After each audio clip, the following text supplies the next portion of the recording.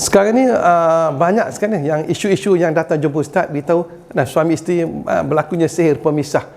Kadang-kadang suami elok-elok tiba-tiba balik marah-marah, isteri elok-elok balik muncung macam-macam ni. Jadi ini merupakan faktor-faktor sihir pemisah. Jadi bagaimana anda suami isteri nak elakkan daripada berlakunya sihir pemisah ke atas kita? Yang mana kita ada anak sayang dah, anak kita, anak 3 orang, 4 orang, 5 orang, kadang-kadang kita sayang dah, yang kita bina rumah tangga kita dah berbelas-belas tahun, tiba-tiba sayang kita nak berpisah. Jadi bagaimana amalannya? Tuan-tuan baca ayat kursi.